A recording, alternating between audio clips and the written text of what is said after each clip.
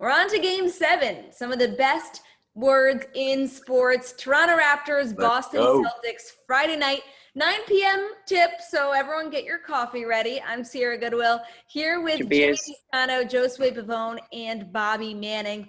Obviously, we know how game 6 went down. Epic double overtime, heartbreaking for the Celtics.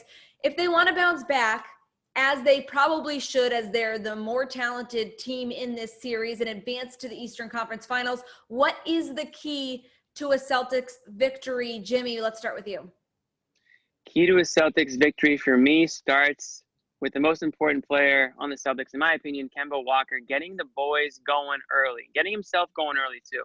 0 for 3 to start the first half of game 6, never got himself in a rhythm, took some shots on the defensive end from Kyle Lowry constantly.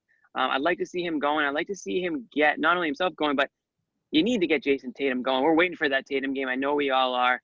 Jaylen Brown's doing everything he can. He's holding up his end of the bargain, but I think it's on Kemba and Jason Tatum to sort of, rise to the top here, get these guys going, and get out to an early lead so that you're not focused so much on this third quarter troubles that you've been running into. Yeah, I totally agree that you got to win this game early.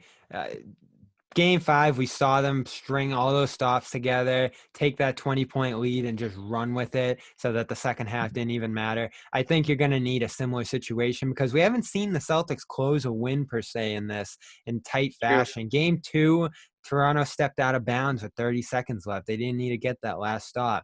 So game 6, they come close. Toronto had their screw-ups in the clutch. We saw Norman Powell's awful set 10 to overtime. But the Celtics had more lapses in those situations. Toronto got the better of them there, just like they did in game 3. So if this comes down the wire, I'm concerned for the Celtics because the Raptors just seem to string together better sets, timelier sets, and punch back consistently if this is going to be a close game. Tighten up the bench a little bit too. No Robert Williams in game 7. They've tried it. It's worked. It hasn't worked. But keep things tight just like Toronto has. Yeah, see, for me, I think it's all about the second half.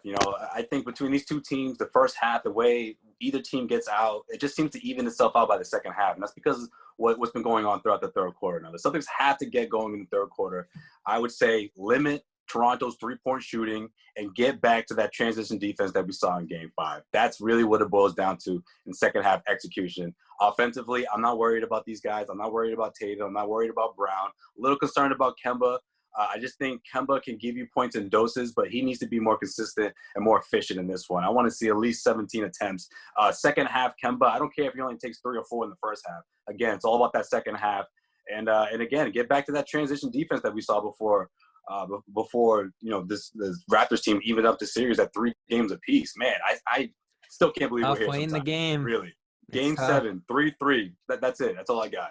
Well, we all know I predicted Celtics in 6, so I think Jimmy did as well. So Jimmy we're going to move on. predicted a couple of different things. My original was Celtics in 7. I made every prediction possible. We're going to move on to just game 7, and we're going to go around the horn with our predictions. I somehow don't have a good feeling about this for the Celtics. I don't know why. Wow. I just feel like they haven't been able to string together 2 excellent games in a row. But who knows?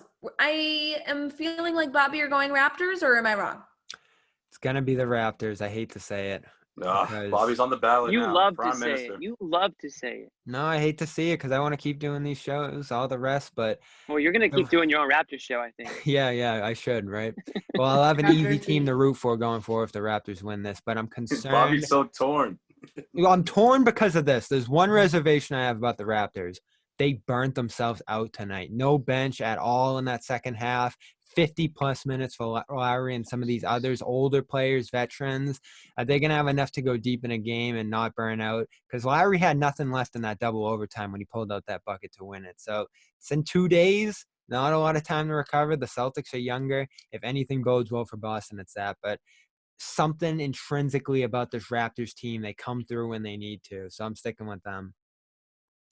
I'm going Celtics down to the wire. I think Celtics are going to separate themselves, I don't know, towards the end, whether it's like a 4-point or 5-point lead, some sort of something to that effect. And with 1 minute left to go, I don't think it will be like a nail biter and like a game winner situation, but I just think the Celtics offense prevails in that fourth quarter. That's my prediction. I'm buying a little bit into that, Bobby, about the minutes and those really adding up.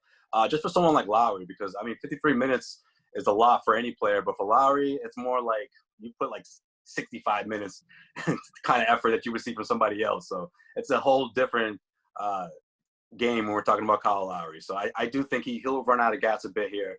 He's going to need his teammates to pick things up on both ends. Yeah, I'm gonna keep my original prediction of Celtics in 7. I did switch it 12 times, but originally it was Celtics in 7, so it'll only make sense for me to keep it. And based on what I've seen so far, yes, we are in a game 7. It's been back and forth. Both teams have put up some real stinkers, but I still think that the Celtics are a more talented team, and when they're playing their good basketball or great basketball, I think it's slightly better than the Raptors. And I think if you can expect both teams to just give everything they have in game 7, I know this is the biggest game for a lot of these Celtics players. I'm thinking and I'm hoping that they can rise to the challenge. This is why they brought Kemba Walker here, right? Cardiac Kemba. This is, moments like Jaylen Brown and Jason Tatum. This, they have some playoff experience, but this is going to be their biggest game yet. And I'm thinking that they can rise to the challenge here. And listen, the path is there for them to go all the way to the NBA Finals. So I'm hoping that they can take advantage of it. Well, Cardiac Kemba's got to be out in full force. That's for sure. Get that UConn jersey out, Sierra. I know all about it. I've said it a million times. We got to see it on Friday night. That's it. And we'll have all your Celtics coverage of that game on our website at clnsmedia.com, on our Twitter at CelticsCLNS, and on our YouTube at Celtics All Access.